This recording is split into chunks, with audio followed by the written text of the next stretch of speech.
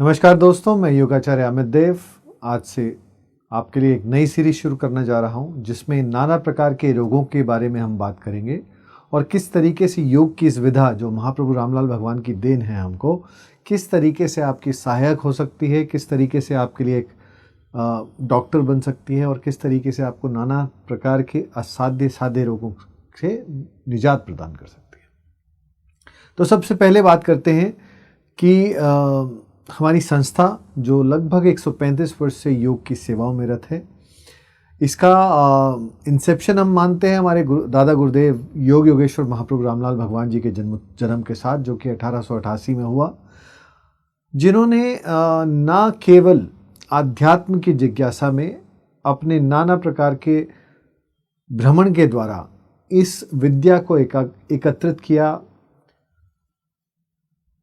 लगभग कई वर्ष उन्होंने हिमालय पर रहकर तपस्या करी और योग की इस विधा को सीखा।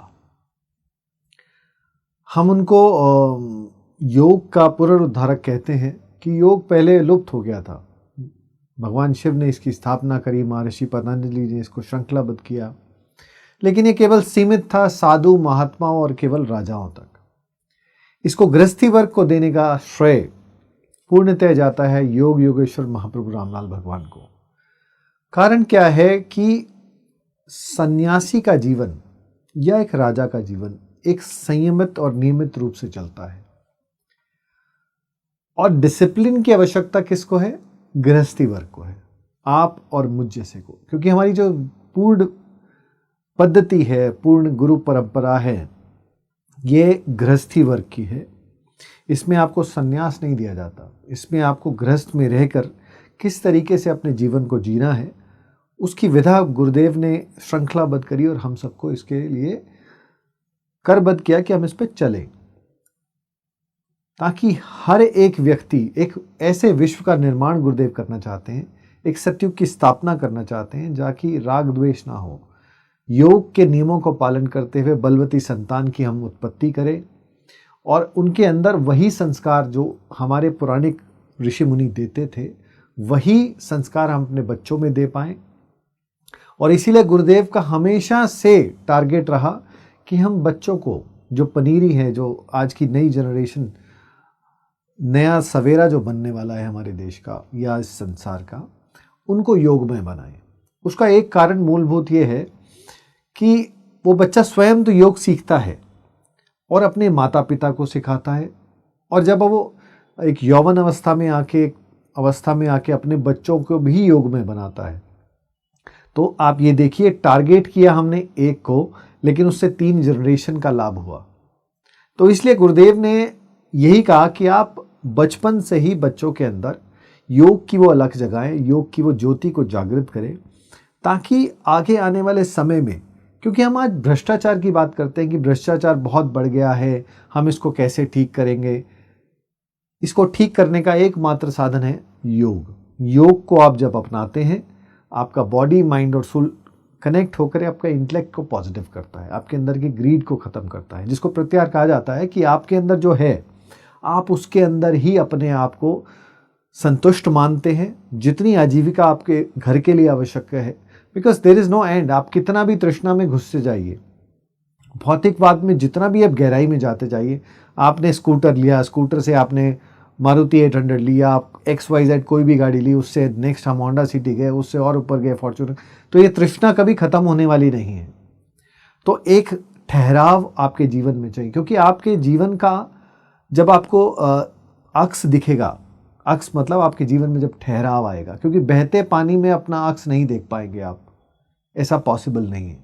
तो आपको उसके लिए अपने जीवन में ठहराव लाना है, उस पानी को ठहराव लाना है, ताकि जो भी आपके कार्य प्रणाली है, जिस भी जगह आप जा रहे हैं, उसके अंदर आपका मन लगे और आपको ये स्वतः जागृति हो कि ये कार्य जो मैं कर रहा हूँ ये ठीक है, ये सही है, प्रिंसिपल्स पे है, और ये कार्य जो है वो गलत है। उसका सबसे मेजर जो रोल होता है योग करने में, आपका बॉडी, माइंड और सोल जब कनेक्ट होता है, तो हमारे अंदर ग्रीड की भावना खत्म हो जाती है।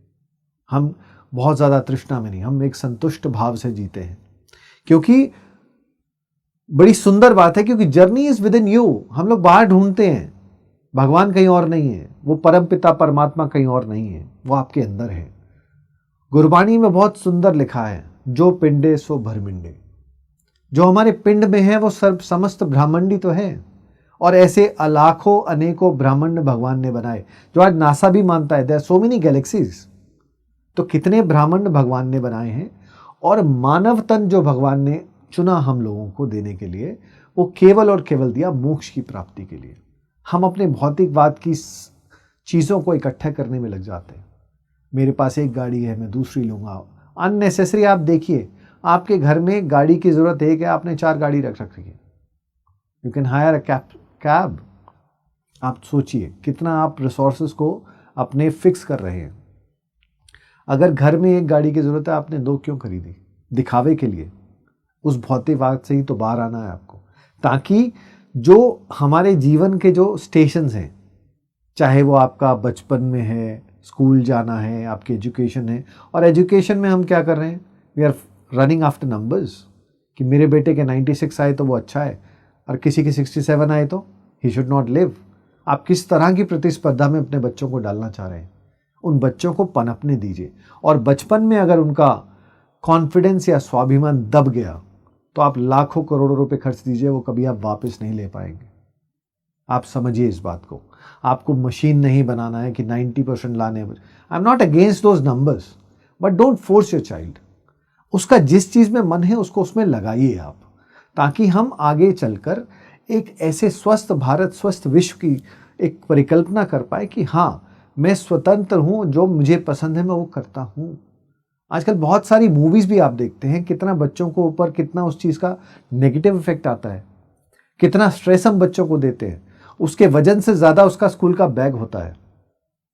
सोचिए ज़रा इस बात पे। तो बात करते हैं कि मोक्ष की प्राप्ति, और कलयुग में बहुत सरल है मोक्ष प्राप्त करना, केवल सेवा से मोक्ष की प्राप्ति होती है। अब आप गुरु नानक देव महाराज का जो लंगर चला, जब से चला आ रहा है, आप देखिए कितने लाखों करोड़ों लोग उसमें खाते हैं भोजन। वो भोजन नहीं है।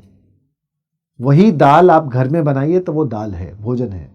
वही अगर प्रभु को अर्पित हो गया तो वो प्रसाद बन जाता है, और उसका जो स्वाद है आपके तड़के से कहीं अच्छा आता है।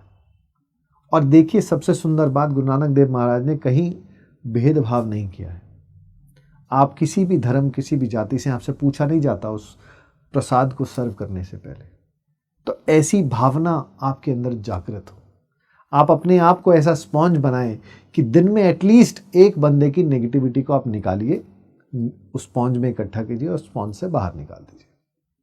कलयुग में मोक्ष प्राप्ति का सबसे सुंदर साधन है ये। और बात जहां हम योग की कर रहे हैं, तो जब आपका मन वचन कर्म सेम हो जाए, मनसा वाचा कर्मणा, क्योंकि आज मैं कहता कुछ और हूं, होता कुछ हो रहा है, और मेरी आउटपुट कुछ और होती है, बिकॉज मेरे मन के अंदर डिप्लोमेसी चल रही है, मेरे मन में पॉलिटिक्स चल रही है। चाहे वो आपका घर है, कॉर्पोरेट ऑफिस है, चाहे एक छोटा सा शॉप भी क्यों नहीं है, वहां भी आप एक पॉलिटिक्स देखते हैं। क्यों? आपको किसी चीज से द्वेष में क्यों जाना है? जो आपके भाग्य में, जो आपकी किर्त कमाई है, जिसको बोलते हैं ना गाड़ी कमाई जिसको हम करते हैं, वो कभी आपकी नुकसान नहीं जाती। और गलत तरीके से कमाया हुआ पैसा या तो बीमारी में जाएगा, या चोरी होगा, या आपका कोई लेके भाग जाएगा। तो ऐसे पैसे का करना क्या है? तो जागें। सबसे पहले भ्रष्टाचार की समाप्ति अपने घर से करिए। जब बच्चा आपसे कोई चीज़ की डिमांड करता है ना, उसको मत बोलिए 90% लाएंगे तो तेरे को देंगे। That it self is a भ्रष्टाचार। क्यों? आपने शुरुआत करी कि तुझे अपने काम से कुछ एफर्ट ज़्यादा करेगा तो कुछ ज़्यादा मिलेगा, और वही हम आगे आज जाके अपनी नौकरी में, अपने परिवार में, अपने संसार में देखते हैं कि अगर मैं कुछ एक्स्ट्रा कर रहा हूं तो मुझे उसका एक्स्ट्रा पारितोषिक मिलना चाहिए। तो जब आप पक जाते हैं उसमें, उस समय आप नहीं बदल सकते। लेकिन हाँ, आने वाली जनरेशन पे हम काम करें, बिकॉज आज के जो करप्शन बढ़ गया, आप कितना भी रोक लगा लीजिए कि कोई ना कोई साधन लोग निकाल लेते हैं उस भ्रष्टाचार में लिप्त होने का। तो मेरा जो टारगेट आपसे इस वीडियो में वार्तालाप करने का है कि जो आगे आने वाली जनरेशन है, don't tell them get 96%, get bike. Don't tell them तेरे 80% आएंगे तो मोबाइल मिल जाएगा। Don't tell about that.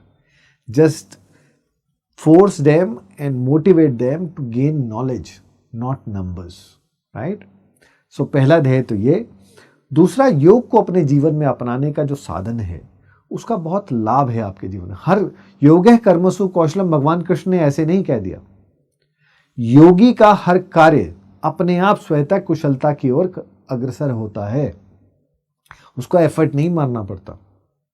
तो आपको योगी बनना है। योगी बनने के लिए कोई नहीं आपको साधु महात्मा बन के पहाड़ों में जाके कुछ नहीं करना है। महाप्रभु जी के सैकड़ों योग आश्रम हैं जहां निशुल्क निष्काम योग की शिक्षा दीक्षा दी जाती है, और ऐसे बहुत से योगी हैं आज भी जो गुरु शिष्य परंपरा में इस विधा को, इस धरा को बांट रहे हैं, और उसी ओरिजिनलिटी के साथ इसको हम एक्सपैंड कर रहे हैं।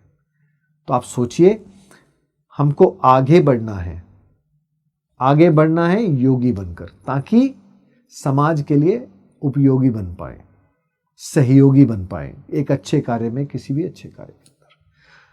तो आज के लिए इतना ही। आगे आने वाले एपिसोड्स में हमसे और डिटेल में आपसे वार्ता करेंगे और नाना प्रकार के हम आपके साथ एक्सपीरियंस साझा करेंगे कि किस तरीके से छोटे से योग के साधन से, छोटे से योग के आसन से आप अपने कितने पैसे बचा सकते हैं।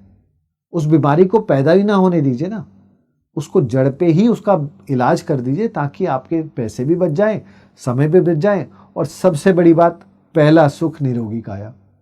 तो आपकी जब काया निरोगी होगी तो आप अच्छा कार्य करेंगे, आप में चिड़चिड़ापन नहीं होगा, आपको दवाइयों पे पैसे खराब नहीं करने पड़ेंगे। क्यों? अगर बीमारी आई तो कुछ तो करेंगे, इधर you'll go for allopathy, homeopathy, Ayurveda. Yoga तो सबसे लास्ट में अपनाते हैं लोग, जबकि योग को पहले अपने जीवन में अपना लें तो इस सब की हमें आवश्यकता ना पड़े। तो आज के लिए इतना ही। धन्यवाद।